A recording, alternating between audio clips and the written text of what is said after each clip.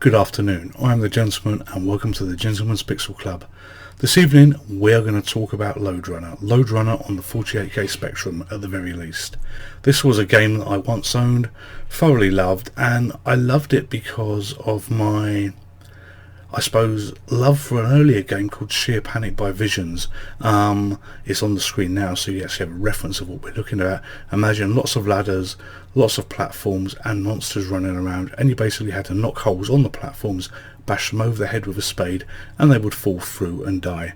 Although Lode Runner is a different type of game where you have to collect gold, you've got the bad guys running around collecting gold, you can't bash them over the head. Some of the concept is still very similar because you knock the holes in the floor, they land in the floor, and then lo and behold you collect the gold if they drop it, but you can clear the level and move on to the next one. There is about 150 levels if I recall correctly. Sorry, that's just my cat going in a box. You come here. This is Harun. Harun is a naughty cat. Let's go down. Right, sorry for the cat break. Yeah, so you collect the gold, 150 odd levels to do, and oh dearie God. Are you going to say hello? No, you're not. Down you go. Alright, sorry about that cat interruption that has now knocked over the mic.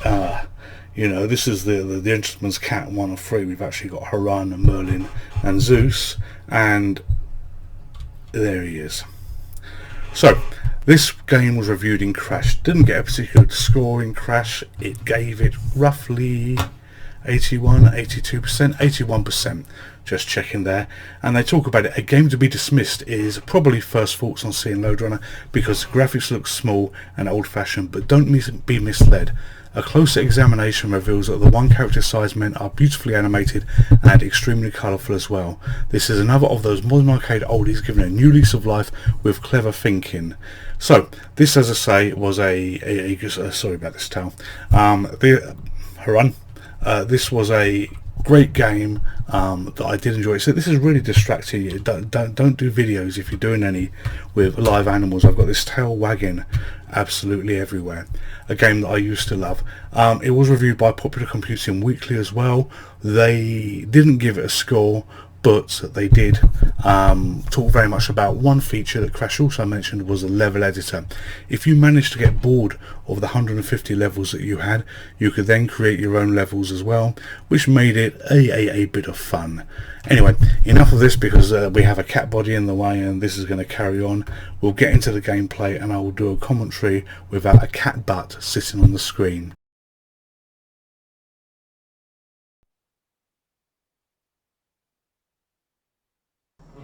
So, welcome back to the continued commentary. Apologies for before we switched to the game was actually pre-recorded, the intro was done, and then Harun decided to get involved and effectively knock things over, make a mess, and do what cats do. At the moment he's kneading in the corner. For anybody that does not know what kneading is, that's where cats are lifting their paws up and down and effectively digging a hole in a trance. What they're actually doing is practicing. If they ever find their owners with pillows over their head at night, they're going to smother them, and that's how they do this. Anyway, enough of cats. You're watching Lode Runner on the MiSTer FPGA core for the ZX Spectrum, and I'm just about to complete the first level. When you play the game, the object is to collect all the gold that you see on the screen, and once the last piece of gold has been collected, the final ladder appears that allows you to exit the level. Fortunately, there was not too many levels in this game, as I mentioned on the opening, only about 150 plus a level editor, so you should never become tired of this game if you do enjoy it. The challenge here, and you just saw a little man pick up the gold there and drop one, is they will grab the gold, and you can at times finish a level and have no gold on the screen. What you then have to do is drop the men in the hole and hope that when they fall through you'll actually get one of the ones that's carrying a piece of gold. Levels like this are fairly open, so it's pretty easy to do, but you can get some levels that are very tight. Watch the ladder up here. There you go. I can now escape again. So this game is like the arcade game which I played a little bit earlier and was surprisingly rubbish at, considering that I seem to be flying through the opening levels here. On a previous video for the Spectrum I said it has a small screen. This was the Death Chase video, and again the same small screen, but what you have is 8x8 character pixels with lovely little animations in, like the little man you see running there. You can see his arms and you can see his legs go, and this gives you so much more real estate to be playing with.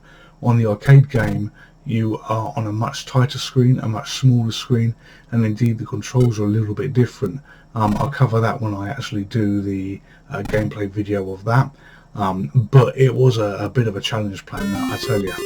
On this game here, you see I've just done the level again and finding my way to the exit level on the top right hand side of the screen.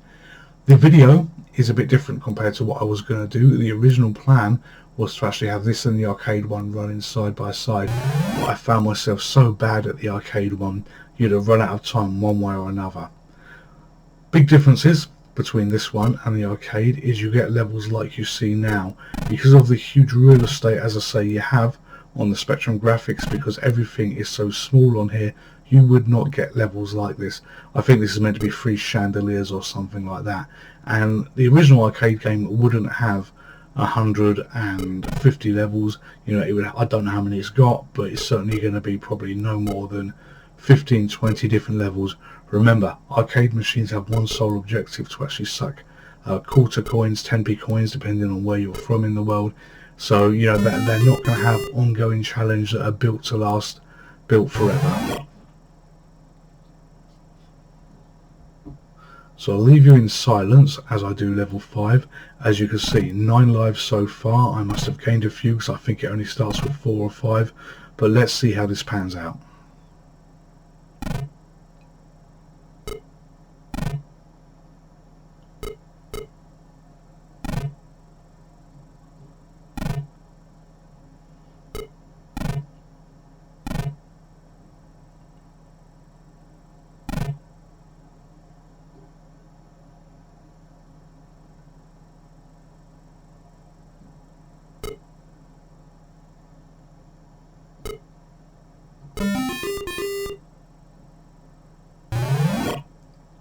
Look at that, another level done, and here we are, level 6. So this is level 6 of 150, 10 lives. I don't think... As I said, I don't think I was going to get through this level without losing a life, and it was just a case to watch to see what happens. I thought, yeah, we're going to hit one in a minute. This level is hard. This level is basically lots of cavings, lots of things that are blocking you doing anything remotely useful here. And it also features a block that you may have noticed on one of the earlier screens just before the exit ladder appears. It has blocks that you can fall through. I don't get to one for a fair bit of time, but the challenge is, you know, where are these secret blocks that you fall through? There's nothing that I can see on the screen that shows a different type of block apart from the solid ones you can see at the top. Those solid red ones, if you look across the effectively the top row, are ones that you can't dig through. Anything else is open game. When you have an open layout without walls everywhere, you can strategize, e.g. where you're going to run, where you're going to go. But the problem that this level gives is it just creates dead ends everywhere.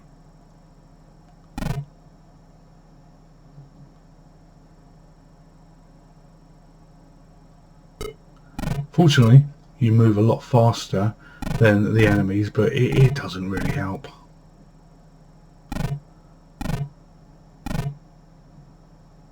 And like this, you create stupid situations for yourself where you end up trapped.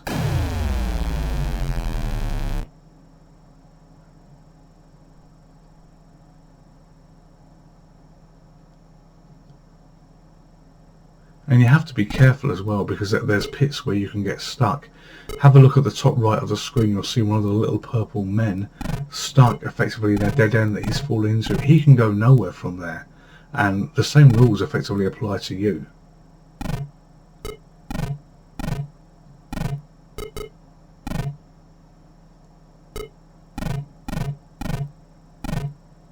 So why I just do that, I don't know. I should have just gone down the damn ladder to pick up the gold. Far easier.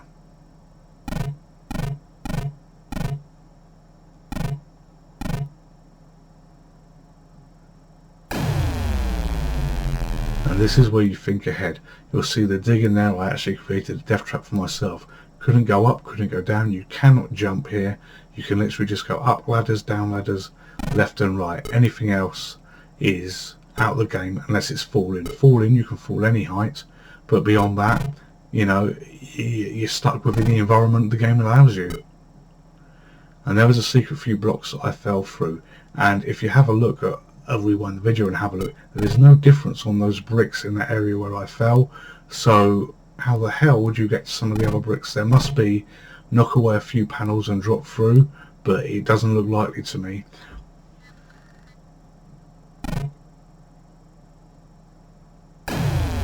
Again, trapped in a dead end I created through the path I went.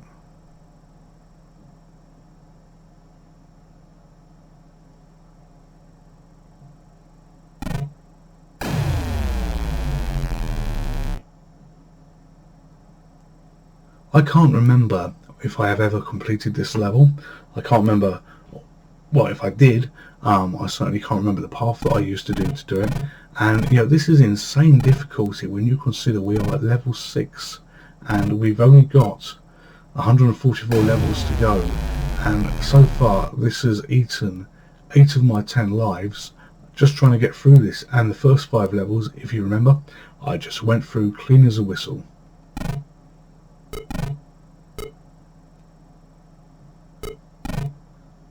We're reasonably near the end of it anyway. You know, I've got 1 life left. So thank you for watching so far. Thank you for being part of the stream. This is only day 1, 23 hours ago. As I said, I had the first videos I launched. I've got 2 subscribers so far, and to the rest of the world that's not very many, but to me that's absolutely brilliant. I offer subscriptions back as well, so if I see you're a new subscriber to me and you have I get a notification of it through YouTube, and if you have a video channel, I will subscribe to your videos.